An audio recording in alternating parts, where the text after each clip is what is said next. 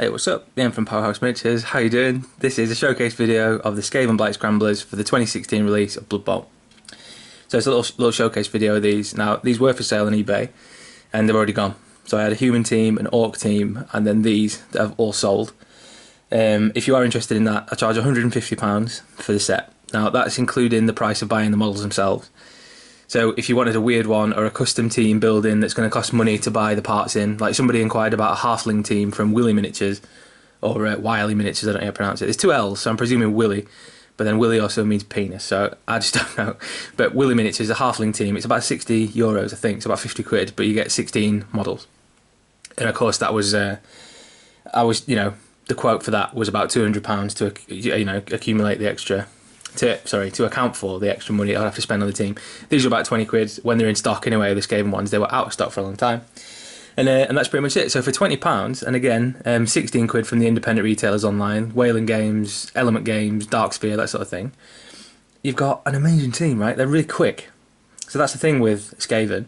You've often got a sort of strength 2 or 3, so you're never going to be like Blackhawk blocker. But the average movement is about 8. It's like even the linemen have got movement 7, which compared to like 4 for orcs, 5 for humans. And the gutter runner has got movement 9, which is crazy. And he's only 80,000 gold. So like a blitzer, for example, is more expensive than the gutter runner. Even though the gutter runner's only got strength 2, that's fine. But agility 4, movement 9. And then dodge as well. He starts off with dodge. So you've got like, and the weeping dagger, which is a new one. I'll just read that out from the, you get the sort of team kit. You see it there. So in fact, if you want to just look at the rules, pause the video on there, and it should be good in HD. Menu camera and shit, so there you go. Right, ready? I'm not waiting for you, you just pause it. So the Weeping Dagger, which is the gutter runner has got, is the player keeps a warp stone tainted dagger hidden in their kit and is an expert at keeping it out of the referee's sight. If this player inflicts a casualty during a block and the result of the casualty roll is 11 to 38, which is badly hurt, after any re-rolls, roll a d6. On a result of 4 or more, the opposing player must miss the next game. And if you're not playing a league, the Weeping Dagger has no effect on the game. So again, only effective if you're playing a league, but like I said in my previous Blood Bowl videos, Games Workshop have re-released this now and they plan to re-support it as well.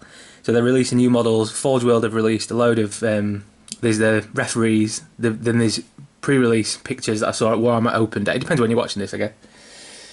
As of January 2017, anyway, there's a picture of the Dwarf Death Roller. There's the Mighty Zug, or Zug, it means train in German, I think, Zug.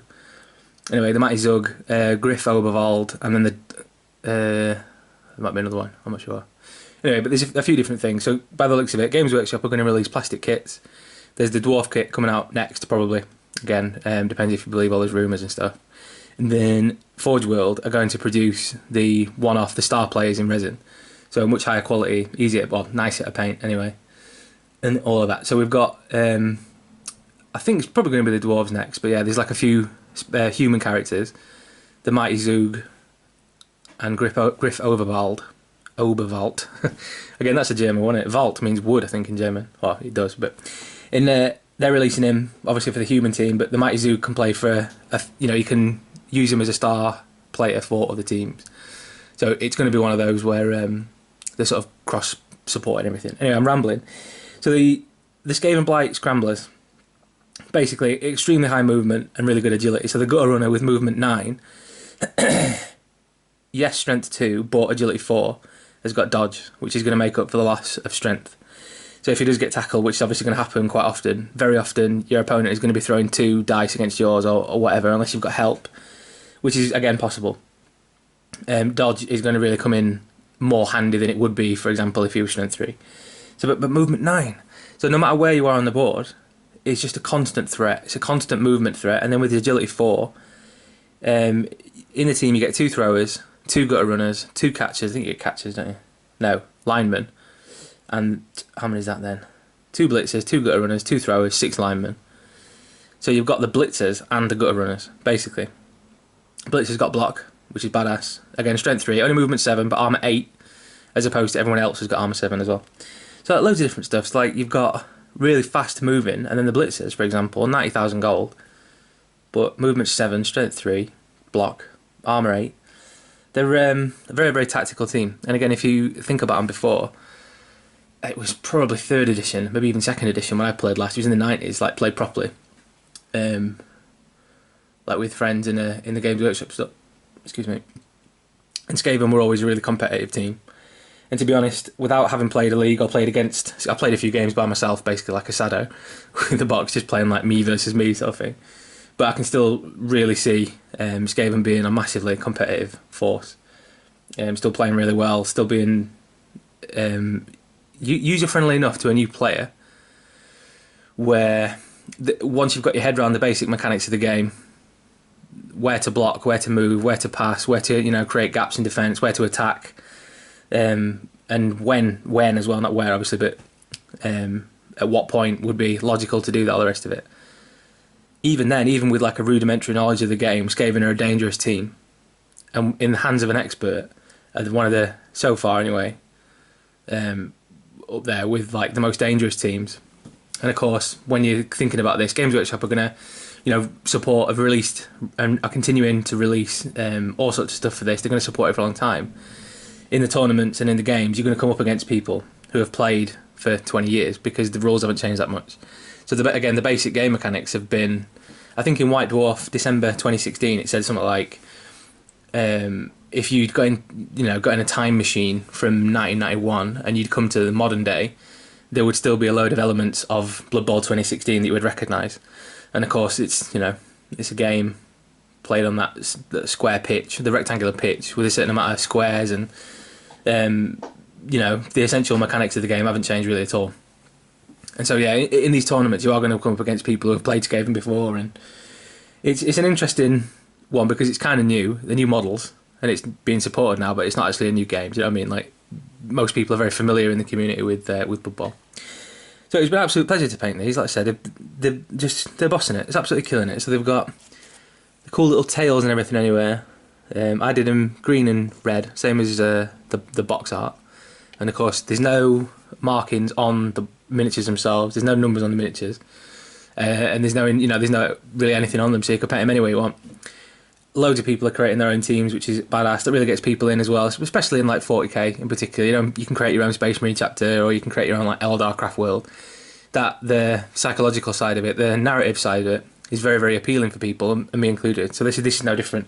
And the Skavenblight Scramblers in particular, like I said, one of the high-end teams. I'm glad they released them first, because I'm personally super excited for the dwarves.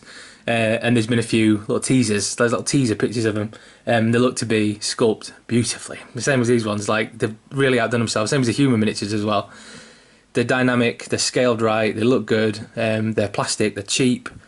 All sorts. Like, I can't speak highly enough of them. I'm so glad they're bringing back the specialist games, and more importantly, I'm so glad they're supporting the specialist games like this, where they're holding Blood Bowl tournaments and doing all sorts of special stuff. Where basically they're going to end up hitting on that like nostalgia market, as well as new people, younger people getting into just a fun, fast-paced game that has very little like a barrier to entry. It's very cheap. There's very little modelling time, but it's also very, very versatile in that, like I said before, you can create your own army, create your own team, you get little transfers, you can add, and if you're on eBay or you're on some of the Facebook groups, people are selling just 6 of the miniatures.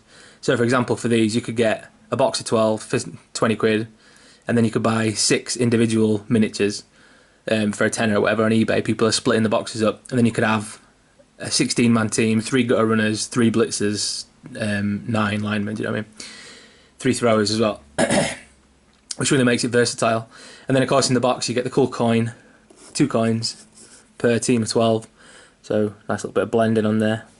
And the Skaven symbols in the bottom, and then cool little hand, clawed hand holding like a warp stone piece. You get the ball as well. You get a selection of the balls that are like warp stone balls, which is badass. So they sit in the base.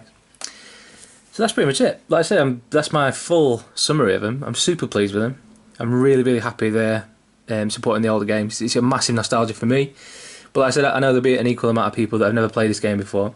There's no barrier to entry. Like some of my friends who aren't into 40k or anything like that might well actually play this on a Friday night while you're chilling out, sort of thing. because it's just something that you can pick up. Like I said, no time, not really much money to buy it, and then like for my mates in particular, obviously they don't know how to paint or assemble and wouldn't have all the materials to do that. And yeah, like I said, I've said it a few times, but in terms of barriers to entry, that's actually quite prohibitive. So there are a few games like this, and of course what's it called, Dread Bowl or something, from Mantic Games. Dread Ball, I think. That's their like equivalent, played on like a hexagonal board, like a tessellated hexagonal board. And some of those things are really appealing. So I'm presuming it's going to be the same for other people as well, where if you don't have to spend any money or time, you can get into it. So there it is, and it's fun as well. Like, you know, don't get me wrong, it's an awesome game. It's one of the classics. And so there it is. Like I said, these are already sold on eBay. If you fancy another one, I can do Skaven, Orcs, and Humans for 150 quid each, which is to buy the models, assemble, prime, paint, base, and deliver to you within a few months' time. And get in touch if you're interested in that. Other than that, there's a load of pictures of these on my Facebook page, which is facebook.com/Powerhouse Miniatures, and I've got a load of YouTube videos I'm uploading recently. Sorry for the delay. I've just moved house, basically, which is why.